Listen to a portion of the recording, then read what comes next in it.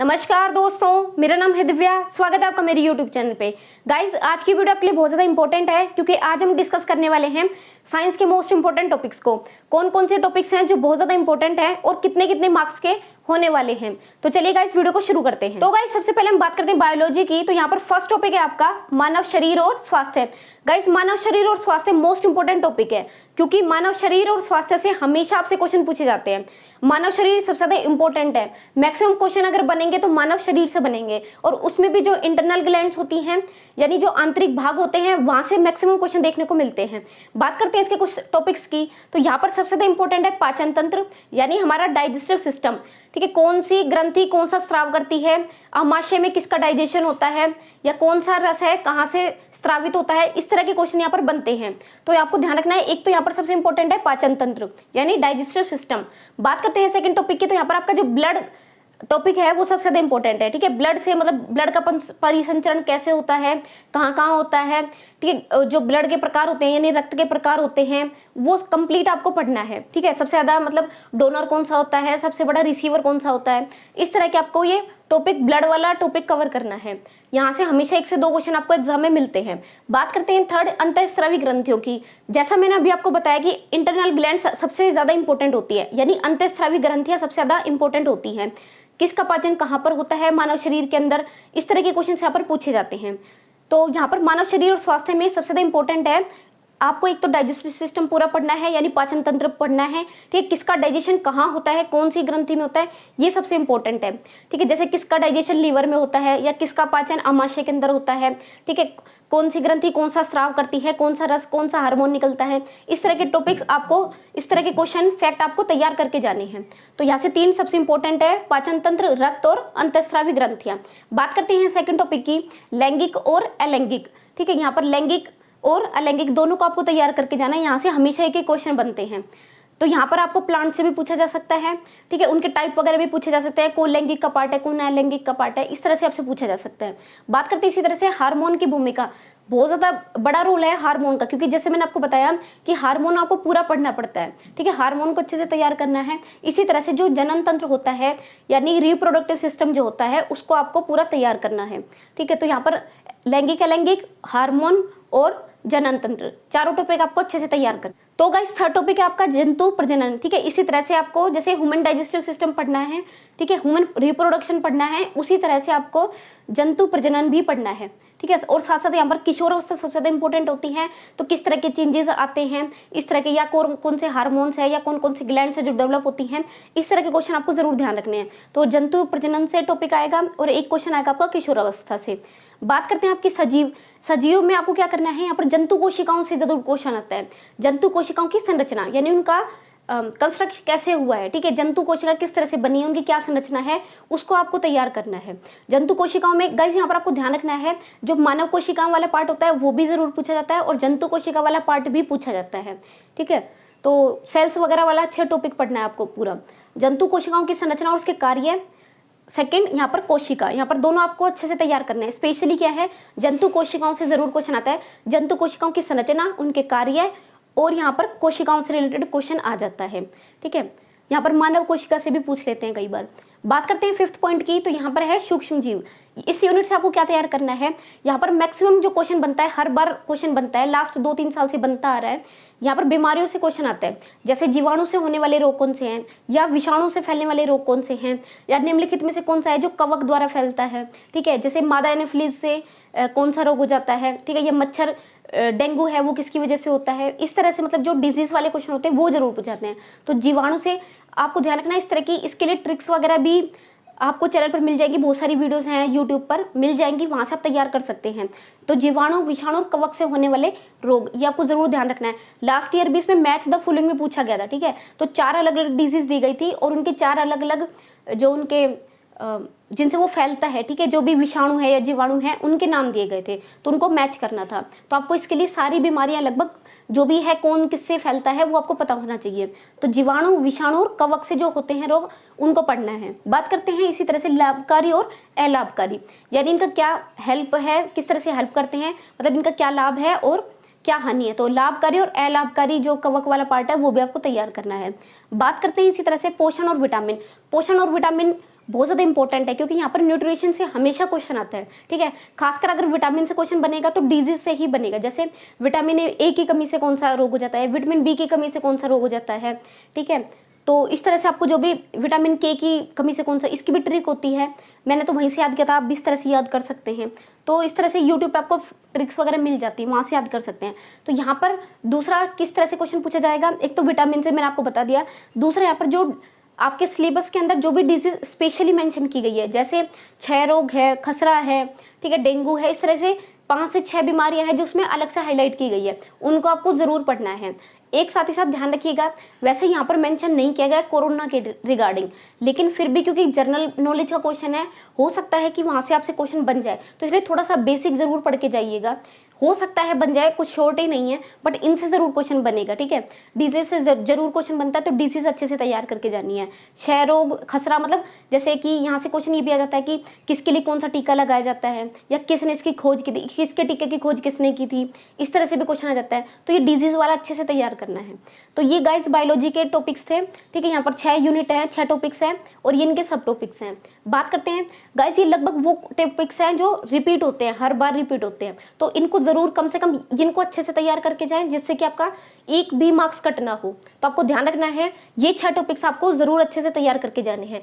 साथ ही साथ जो भी सिलेबस है आप उसको एक बार अच्छे से पूरा रिवाइज करते रहें, बट ये मोस्ट इंपॉर्टेंट है। बात करते हैं गाइस फिजिक्स की। फिजिक्स में बल और गति, ठीक है, फोर्स से क्वेश्चन आता है, कार्य और ऊर्जा, ये वाली यूनिट है, यहाँ से 2 से 3 क्वेश्चन बनेंगे। अब यहाँ से किस तरह के क्वेश्चन बनते हैं, तो यहाँ पर आपको जो 9th-10th की बुक है, ठीक है, वहाँ पर जो आपके फिजिक्स के क्वेश्चन देखे होंगे, जैसे चैप्टर वाइज है, जैसे न्यूटन के लॉज पे क्वेश्चन आते हैं, तो वहाँ पर क्या है कि आपसे सिद्धांत वगैरह पूछा नहीं जाएगा, वहाँ पर क्वेश्चन बनता है न्यूमेरिकल से, ठीक है, यानी कि जो भी क्वेश्चन सोल्व करने वाले होते हैं, नंबर्स निकाल, जैसे सपोज आपको फोर्स दिया हुआ है, ठीक है, फोर्स कुछ भी दिया हुआ है, तो इसमें इसका जी का मान भी पूछ लेता है कई बार, जैसे mg वाला क्वेश्चन आ जाता है कई बार, ठीक है, या मतलब इस तरह के क्वेश्चन बन जाते हैं। तो बल और गति से या न्यूटन के लॉज से भी कई बार क्वेश्चन बन जाते हैं। तो यहाँ पर न्यूमेरिकल क्वेश्चन जो होते हैं उसको सोल्व करना है। बाकी लॉज वगैरह आपको थोड़ा सा ब्रीफ में पढ़ लेने हैं, बाकी जो क्वेश्चन है उनको जरूर सोल्व करें। एज इट इज क्वेश्चन पूछे जाते हैं, जो भी 9th की बुक में जो फिजिक्स के क्वेश्चन डाले हुए हैं वो क्वेश्चन आपसे एज इट इज पूछे जाते हैं। बल और गति टॉपिक अलग ही मिल जाएगा आपको, ठीक है। अगर आप किसी ने नहीं भी तैयार करा तो अब भी आप तैयार कर सकते हैं, टाइम है अभी आपके पास। तो 2 से 3 क्वेश्चन वहाँ से मिल जाएंगे।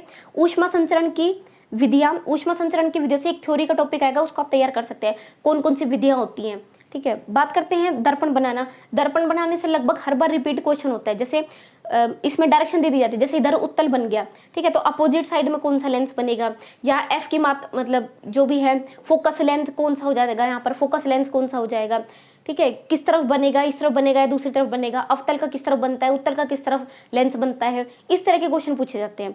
तो यहाँ पर मैंने अलग से हाईलाइट कर दिया आपको, दर्पण बनना से क्वेश्चन आता है, ठीक है, हमेशा दर्पण से क्वेश्चन आता है, और किस तरफ बनेगा, ठीक है, तो आपको नंबर या डायरेक्शन दे दी जाएगी, और उसका अपोजिट वाला हमेशा पूछा जाता है। तो आपको ध्यान रखना है, दर्पण वाला सिचुएशन जरूर पढ़ के जानी है।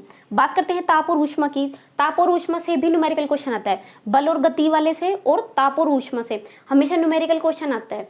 तो यहाँ पर जो भी 9th की बुक में जो क्वेश्चन डाले हुए हैं वो आप एज इट इज एक बार जरूर करके देखिए, उसके एग्जाम्पल और जो बुक के एक्सरसाइज के क्वेश्चन है एनसीईआरटी के अंदर उनको जरूर करके देखें एक बार, ठीक है। छोटा सा चैप्टर है, एक बार जरूर सारे क्या क्या टॉपिक्स है, ठीक है, कौन कौन से छोटे छोटे फॉर्मूला हैं उनको आप एक बार जरूर देख लें। बात करते हैं ध्वनि की। ध्वनि में आपको सोनार से हमेशा क्वेश्चन आता है, ठीक है, सोनार आपको पता है पनडुब्बी वगैरह से हमेशा क्वेश्चन आता है। तो यहाँ पर रिपीटेड क्वेश्चन है, फैक्चुअल एकदम मोस्ट इंपॉर्टेंट जो होते हैं ना वही पूछे जाते हैं, ऐसा नहीं कि कुछ नया पूछ लिया जाएगा। हमेशा सोनार से क्वेश्चन आता है, या ध्वनि तरंगों से क्वेश्चन आता है, चुंबकीय तरंगों से क्वेश्चन आता है। तो रिपीटेड क्वेश्चन होते हैं, सेलेक्टेड क्वेश्चन होते हैं जो बार बार पूछे जाते हैं। तो आप ध्यान रखें कि सोनार से क्वेश्चन आएगा। नहीं भी पढ़ा तो आप 9th की बुक को आप देख लें, उसमें मोस्ट इंपॉर्टेंट जो पॉइंट्स दिए होते हैं ब्रीफ में उनको एक बार जरूर तैयार कर लें।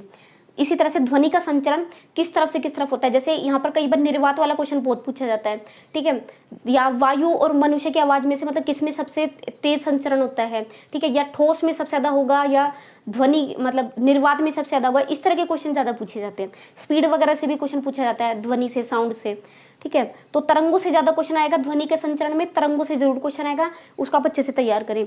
बात करते हैं विद्युत और चुंबक की। विद्युत और चुंबक के अंदर आपको क्या करना है, फ्यूज और तरंगों से क्वेश्चन आता है। फ्यूज में कई बार इस तरह से भी पूछ लिया जाता है, जैसे कि हमारे जो घर में है सर्किट सिस्टम वगैरह लगे होते हैं तो वो समानांतर में होते हैं या सीरीज में होते हैं, इस तरह के क्वेश्चन कई बार पूछ लिए जाते हैं, या छोटा मोटा मीटर वीटर से क्वेश्चन पूछ लिया जाता है, ठीक है, यानी सर्किट सिस्टम से जो क्वेश्चन है, तो फ्यूज और तरंगों से क्वेश्चन पूछा जाता है। बात करते हैं विज्ञान और प्रौद्योगिकी, तो यहाँ पर रेशियो और प्लास्टिक से क्वेश्चन आएगा, ठीक है, रेशियो से हमेशा क्वेश्चन आता है, तो रेशियो को जरूर पढ़ के जाए, ढंग से पढ़ के जाना है। प्लास्टिक से हमेशा यानी जो चीज़ें डिस्पोज नहीं हो पाती हैं वहाँ से क्वेश्चन आता है, प्लास्टिक का यानी फाइबर का पार्ट पूछ लिया, या कौन सा है जो ये प्लास्टिक नहीं है, या कौन सा है, इस तरह से पूछ लेता है। बेसिक बेसिक क्वेश्चन आएंगे, लेकिन पढ़ना ज़रूर है टॉपिक्स को।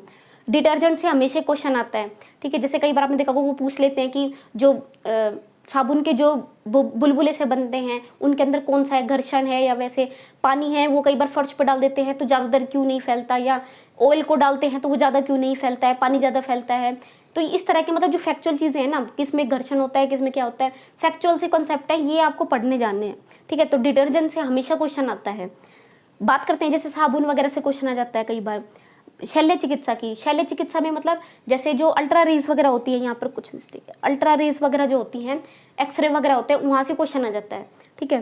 तो सिटी स्कैन से हो गया, अल्ट्रा रेज से हो गया, शल्य जैसे सपोज कैंसर का जो बीमारी है, ठीक है, कैंसर की डिजीज है, उसका किस तरह से हम उपचार कर सकते हैं, कौन सी रेज से हम उनका उपचार करते हैं। इस तरह से बेसिक बेसिक क्वेश्चन होते हैं ना, जो हर बार रिपीटेड है, वही पूछे जाएंगे जो मोस्ट इंपॉर्टेंट है। अगर आपने नहीं भी तैयार किया है तो कोई भी छोटी सी साइंस की बुक लेके जिसमें थोड़ा थोड़ा सा ब्रीफ डाल रखा हो साइंस का, वो भी आप तैयार कर सकते हैं, वहाँ भी आपको सेम टू सेम मिल जाएगा। खास करके अरिहंत की पढ़ सकते हैं, लूसेंट वगैरह से, ठीक है, पतली सी 10-20 रुपए की बुक आ जाती है साइंस की, वहाँ से भी अगर आप थोड़ा थोड़ा भी तैयार करेंगे तो आपका आराम से मार्क्स निकल जाएंगे, क्योंकि यहाँ पर मोस्ट इंपॉर्टेंट ही रिपीट होते हैं। बात करते हैं दूरसंचार की। दूरसंचार में आपको फैक्ट से क्वेश्चन मिलता है, ठीक है, कई बार आप तो बहुत ज़्यादा रिपीट करने लग गए इन क्वेश्चंस को, जैसे कंप्यूटर से क्वेश्चन मिल जाएगा, इंटरनेट से मिल जाएगा, वेबसाइट से मिल जाएगा, या कौन सा डोमेन है कौन सा नहीं है, वेबसाइट क्या होती है, ठीक है, किस तरह से इसका यूज़ किया जाता है, और आपके ईमेल वगैरह क्या होते हैं, ठीक है, कौन सी साइट है, कौन सा डोमेन है, बेसिक बेसिक क्वेश्चन है, ये पूछे जाते हैं। तो वेबसाइट से, इंटरनेट से, फैक्स से, और कई बार यहाँ फुल फॉर्म भी पूछ ली जाती है। तो इस बेसिक बेसिक सी चीज़ें हैं जो पता होनी चाहिए आपको। बात करते हैं गाइस नेक्स्ट टॉपिक की, तो यहाँ पर एक सौरमंडल वाला टॉपिक है, वो बच गया था, ठीक है। तो सौरमंडल से 101% क्वेश्चन आएगा। सौरमंडल में क्या पढ़ना है आपको, सौरमंडल को कंप्लीट करना है, ठीक है, और मेन जो मेन फैक्ट है वो तो जरूर पढ़ने हैं, जैसे कि किसके कितने उपग्रह हैं, सबसे बड़ा उपग्रह कौन सा है, सबसे छोटा उपग्रह कौन सा है, किसको किस अन्य नाम से, जैसे नीला ग्रह किसको कहते हैं, लाल ग्रह किसको कहते हैं, लाल ग्रह क्यों कहते हैं, ऑक्सीडाइज के कारण, इस तरह से मतलब, ठीक है। तो ये इस तरह से आपको ग्रीन ग्रह किसको कहते हैं, हरा ग्रह किसको कहते हैं, इस तरह से छोटे मोटे, पृथ्वी की बहन किसको कहते हैं, छोटे छोटे जो फैक्ट है मोस्ट इंपॉर्टेंट, वो तो आपको जरूर तैयार करने हैं। सौरमंडल बहुत छोटा सा टॉपिक है, इसका नोट्स वगैरह भी मैंने डाले हुए हैं टेलीग्राम पर। अगर आपने टेलीग्राम वगैरह ज्वाइन नहीं किया है तो सभी का लिंक, सभी प्लेलिस्ट का लिंक भी मैंने डिस्क्रिप्शन में डाला हुआ है, इसी वीडियो के डिस्क्रिप्शन में सभी का लिंक मिल जाएगा, वहाँ से चेकआउट कर सकते हैं, ठीक है। और टेलीग्राम ज्वाइन कर ले, वहाँ पर सब PDF वगैरह मैंने डाली हुई है, वहाँ से तैयार कर सकते हैं। बात करते हैं केमिस्ट्री की। केमिस्ट्री में फर्स्ट है आपका पदार्थों की संरचना, पदार्थों को यानी अणु, परमाणु, जो बेसिक चीज़ें हैं, ठीक है, कौन कितना इलेक्ट्रॉन रिलीज करता है, इस तरह के छोटे मोटे टॉपिक्स हैं वो यहाँ पर पूछे जाएंगे पदार्थों की संरचना से। बात करते हैं पृथक्करण की विधि, ये मोस्ट इंपॉर्टेंट है। पृथक्करण की विधियाँ, यहाँ पर सबसे ज़्यादा पृथक्करण की विधियों से जरूर क्वेश्चन पूछा जाता है, किसको किस तरह से अलग किया जाता है, ठीक है, जैसे तेल और पानी को किस तरह से अलग किया जाता है, या कह सकते हैं जैसे आपने देखा होगा जो नमक बनता है, ठीक है, समुद्र वाला नमक बनता है, किस विधि से बनता है, या वाष्पीकरण है उसका क्या है, किस तरह से बनता है, ठीक है, बादल बनना है, ये सब छोटी मोटी चीज़ें हैं। तो पृथक्करण की किसको किस तरह से अलग किया जाता है, ठीक है, इस तरह के छोटे छोटे टॉपिक्स है वो पूछे जाते हैं। पृथक्करण की विधियाँ जरूर पढ़नी है, 101% पूछी जाएंगी। बात करते हैं तत्वों के प्रतीक। तत्वों के प्रतीक यानी एलिमेंट्स के जो सिंबल्स होते हैं वो पढ़ने हैं, जैसे N से किसको शो किया जाता है, O से किसको शो किया जाता है, ठीक है, खास करके जैसे क्लोरीन है, Cl है तो Cl- लिखते हैं, ये क्या है, इस तरह से। तो ये आपको जरूर पढ़ना है, कौन सा एलिमेंट है, उसे कितने एलिमेंट हैं, कितने तत्व हैं, और उनके कौन कौन से प्रतीक है, किसका क्या प्रतीक है, ये जैसे पोटेशियम है K हो जाएगा, ठीक है, फास्फोरस है, तो इस तरह से। तो ये ध्यान रखने आपको तत्वों के प्रतीक। बात करते हैं समीकरण की। समीकरण पूछा जाता है, समीकरण ये एज इट इज सब कुछ 9th की बुक में से पूछे जाते हैं ये ज़्यादातर, तो ये जरूर तैयार कर ले आप। समीकरण में मतलब इक्वेशन बनाने दे दी जाती है, तो आपको बनानी आनी चाहिए किस तरह से, कुछ इंपॉर्टेंट होती है, रिपीटेड होती है, उनको जरूर देख लें, वो आपको टिप्स पे होनी चाहिए, ठीक है। तो समीकरण को यहाँ से तैयार करें। दूसरा, रासायनिक सूत्र को, किसका क्या फॉर्मूला है ये आपको पता है, जैसे अब H2 है, वाटर, ये तो मतलब बेसिक है। इसी तरह से और भी अच्छे जो टॉपिक्स हैं वो पूछे जाते हैं, अच्छे जो फॉर्मूलाज हैं वो पूछे जाते हैं। तो रासायनिक सूत्र को भी आपको अच्छे से तैयार करना है, ठीक है, किसका क्या फॉर्मूला कैसे बनता है, इस तरह से। तो पदार्थों की संरचना, पृथक्करण की विधियां, तत्वों के प्रतीक, समीकरण और रासायनिक सूत्र। बात करते हैं सेकंड रासायनिक पदार्थों की। रासायनिक पदार्थ पूछे जाएंगे, खासकर के इसमें ऑक्सीडाइज्ड जो है, ठीक है, ऑक्साइड्स जो होते हैं वो पूछे जाते हैं। Green house gases most important है, हर बार पूछा जाता है। ग्रीन हाउस गैसेज का इफेक्ट, ग्रीन हाउस गैसेज में कौन कौन सी गैसेज आती हैं, ठीक है, और उसका क्या किस तरह से पूरा प्लांट होता है वो आपको जरूर पता होना चाहिए। तो ग्रीन हाउस गैसेज से हमेशा क्वेश्चन पूछा जाता है, ठीक है, कौन सी हानिकारक है, कौन सी रिलीज होती है, किस तरह से बनते हैं ये। बात करते हैं कृषि प्रबंधन, तरह से यहाँ पर कृषि प्रबंधन और उनकी पद्धतियों से क्वेश्चन आएगा। बात करते हैं पद्धति, जरूर पढ़नी है, ठीक, जितने भी टाइप है 6 से 7 टाइप की जो कृषि की जाती है उनको जरूर आपको तैयार करना है, तो कृषि प्रबंधन के अंदर, ठीक है। बात करते हैं उसके बाद टीचिंग मेथड की। टीचिंग मेथड में आपका आगमन निगमन मोस्ट इंपॉर्टेंट है, इसका रिवीजन मैंने वीडियो में करा भी रखा है। तो जो आपकी हिंदी वाली वीडियो है अभी परसों ही मैंने कंप्लीट कराई है, वहाँ पर मैंने आगमन निगमन को पूरा एक्सप्लेन किया हुआ था, ठीक है, पार्ट 1 पार्ट 2 दोनों देख लीजिएगा। तो वहाँ पर पूरा वही सेम विधियाँ हैं जो सभी सब्जेक्ट में चलेंगी, वही मैथ में चलने वाली है, वही साइंस में चलने वाली है। बात करें उपचारात्मक की, तो यहाँ पर मूल्यांकन जो टॉपिक है वो आप साइकोलॉजी में तैयार करें या हिंदी में, वही यहाँ पर यूज हो जाएगा। खास करके उपचारात्मक को और निदानात्मक को आपको जरूर पढ़ना है, ठीक है। तो बात करते हैं इस तरह से टीचिंग मेथड में बेसिक है, कुछ भी नया नहीं है, जो आप हिंदी वगैरह में पढ़ रहे हैं वही साइंस में यूज हो जाएगा। कुछ जो स्पेशल विधियाँ होती है थोड़ी बहुत वो देख जाइएगा, जैसे प्रयोगशाला विधि क्या होती है, ठीक है, किसने इसका प्रतिपादन किया था, इसके अंदर एक्चुअल में क्या होता है, किस तरह से प्रोजेक्ट दिए जाते हैं, या प्रोजेक्ट विधि कौन सी होती है, उसके कितने पार्ट्स में उसको बांटा गया है, कितने भाग होते हैं, ठीक है, उनका क्रम क्या होता है, किसने प्रतिपादित किया था, ऐसे छोटे छोटे जो टॉपिक्स हैं वो जरूर पढ़ के जानने हैं। तो इस तरह से कंप्लीट हो जाता है। गाइज अगर आप रिवाइज कहीं से कर रहे हैं तो सही है, जहाँ से अभी पढ़ रहे हैं उन्हीं को रिवाइज करते रहें, अभी कुछ भी नई बुक वगैरह आप ना परचेज करें।